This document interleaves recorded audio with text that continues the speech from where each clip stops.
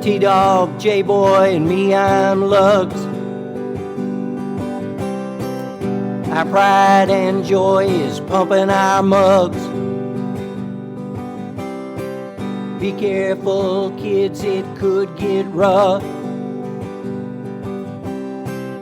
We're flipping our lids on sports and other stuff.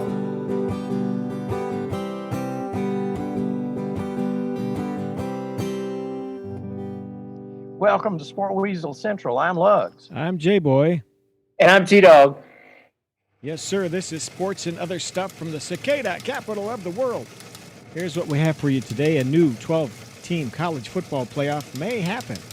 We'll do a little yee-haw NFL roundup, and we've had an Aaron Rodgers sighting, plus a little sports of yesteryear. So, fellas, let's get started on this 12-team college football playoff. They're going to decide sometime later this month. Can anybody explain it to me, and is it a good thing? Go.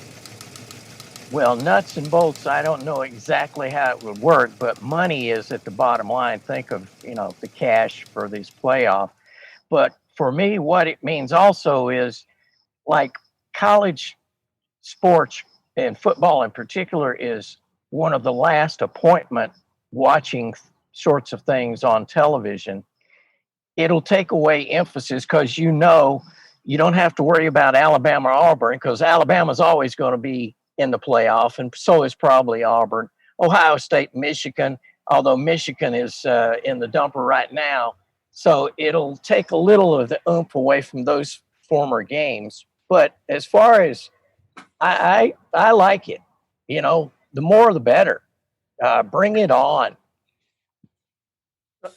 I think that the idea or the thing I like most about it is, I guess, looking at it optimistically, is that it gives a shot of, like the Coastal Carolina of like last year.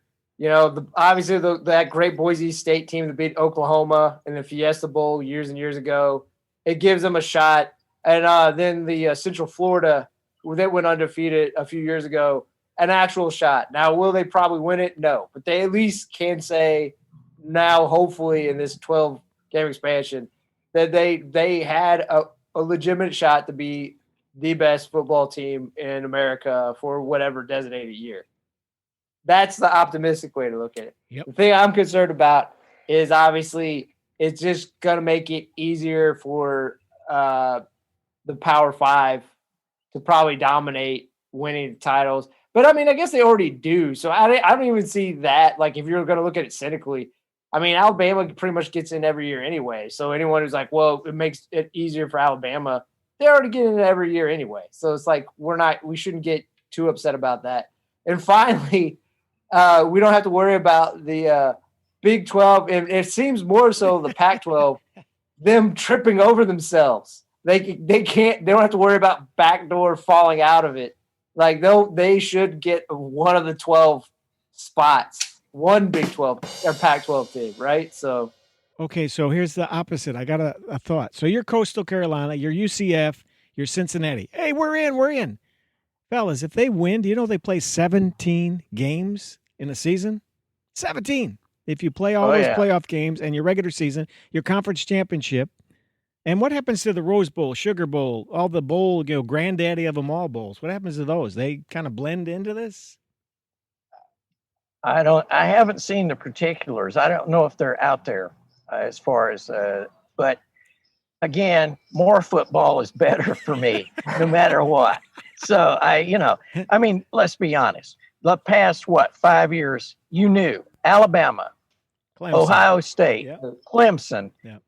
maybe Georgia, maybe, other teams. Yeah, it was Notre Dame a couple times. Right. Oklahoma, Mhm. Notre Dame. Mhm. I mean, there was no drama to this thing, so maybe it'll inject some drama. Like I say, it just lessens the impact of certain games that were traditional. And as far as those bowl games, other than the sponsors, who really cares anymore? Because players opt out. I kind of agree with Lugs, at least in terms of that. Unfortunately, if you really held on to like the traditions of like some of the major bowls, they went away once they went to the playoff anyway. I mean, the Rose Bowl, True. in terms of what it used to be, is no more. Well, even when they went to the BCS, it kind of went away. It lost, and that was how long ago? That's been 20 years ago? Yeah. Nearly? So like the luster's already kind of been off that anyway. Like we said, if you like look at it cynically, we're about these teams, like Lugs pointed out, like usually 3 of the 4 was Clemson, Ohio State, Alabama anyway. So you at least get some other new, fresher teams in. It is more games, but how many games? And I'm sure it's not 17, but how many games at the FCS level where still they're playing in college? How many games are they playing? Because they're already playing a full slate of playoff games. True. So, it's always just funny that there was so much hesitance for so long to the playoffs. It was just a computer decided the top 2 teams, which in some ways was better than just having all these games compete, and then like a committee's like, we did the eyeball test, like this team's straight the schedule's better, but based on my eyeballs, this team's better. It's like, well, then what's the point? And then, like this team having this, like, oh, this team recruited better, like they have better athletes. It's like, yeah, well, I guess that team's better then. They passed the eyeball test. It's like, I don't know. It's and with the portal, a lot of things could change as well. I mean, look at Louisville. McCaffrey, did he ever take a snap at Louisville? He was here for about a cup of coffee, right? And he's now moved on to somewhere else because he realized Malik was going to be the starter. So with these guys, would it be possible within the season to change college teams? Could it becomes like a recruitment thing. Okay, we need a receiver here. So this guy's at whatever school he is, he's not going to make the playoffs. Sure, he's going to come to your school if you're going to be in the playoffs. So it it changes a lot of things. But like I say, I like it. Give me more football.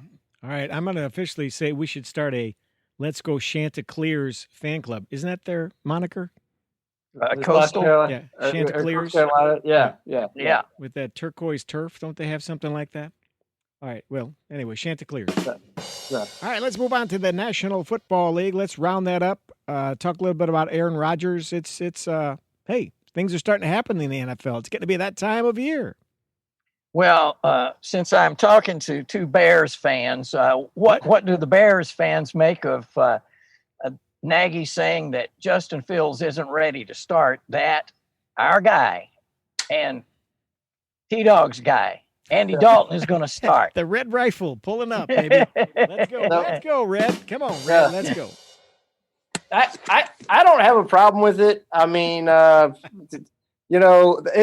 will say the narrative that Nagy's trying to trot out here, where he's like, well, and like I said, I like Andy Dalton, but like him being like, well, like my last year I was in Kansas City and we had Alex Smith, and we Patrick Mahomes set the whole year and he played the last game of the season after, but like they were like 11-5, or I think the record was even better than that. Alex Smith, when he'd gone to Kansas City, he was already coming off a lot of good years with the 49ers. Like his career was resuscitated during the Jim Harbaugh regime, where he looked like a bust, and he turned into a good quarterback for the 49ers, which kind of tells you he just was surrounded by a lot of crap, I think, to be honest with you. When a guy evolves that much with just a new coaching staff, he was always good. He just was surrounded by bad things. And obviously he looked even better with Andy Reid and with Tyreek Hill and Travis Kelce. And again, Allen Robinson is very talented. I think Cole Kmet could be very good.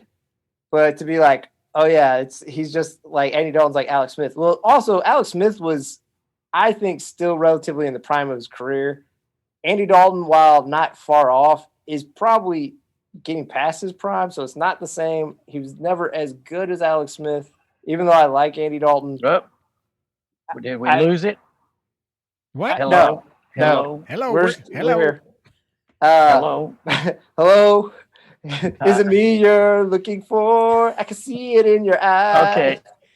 Okay. But it's all right. We're back. Yes. But I was just going to say, I'm fine with it. I mean, I'll ask J-Boy how he feels about it. if I'm making a prediction, I think Andy Dalton starts at most 6 games. I think maybe he gets all the way through September, maybe early October. But I think you've heard it. I will just say this, Lugs. You've heard enough good things about Fields in terms of like his understanding of the playbook, considering how young he is and like how he's already kind of taken command and how a lot of players are already kind of vibing, like how talented he is, how poised he is for his age. I don't see him lasting till even like halfway through the season being on. So it's kind of like Lamar at the Ravens. Yeah. But I think Andy Dalton's better than Flacco. Flacco to me was always way overrated. Where Andy Dalton's maybe not. I think Andy Dalton, again, maybe I'm just delusional. I'll admit I'm delusional. I think Andy Dalton for most of his career was much better than Joe Flacco. Joe Flacco was the Eli of the AFC where he got in the playoffs. He played phenomenal. During the regular season, he was pretty mediocre all the way around. But he got the big money, baby. Yeah. But and he got the trophy. And he got a haircut. Hey, I think that Justin Fields was at the Cubs game at Wrigley Field, which was the first. They've opened it all up. So he had 41,000 people shoulder to shoulder breathing on each other. And he got a standing O from one of the Luxo boxes up in the upper deck. So they love him, and they want to see him play. And I think the fan base will actually mandate how it goes. If Dalton starts game 1, okay, good. But after that, if they bow wow and have some problems, they'll feel the pressure. And I will just say this because J-Boy hit on something interesting. The contrast was the first, I guess, major public appearance of Mitch Trubisky. And again, I can't speak for J-Boy. I still like Mitch Trubisky. I know he was probably never the answer. I think Nagy was too rigid and never really, I think, building around what Trubisky could do. And I know you feel the same way, Lugs. But anyway, just as a contrast, he was at a Bulls game. He was almost booed out of the building. So, or maybe he was at the Indy 500 where Lugs is. Yeah, maybe he was there. You know, it's a special day here at the time trials. So it's carburetor day. But Lugs, when do you think? Do you buy Nagy, or do you think he? Well, I think Justin Fields has to play. It's one of those things where you've got this kid. He's exciting. You got to do it. So I'm thinking maybe 3 games in. Okay. All right. So what about if Mitch Trubisky was the answer? What was the question?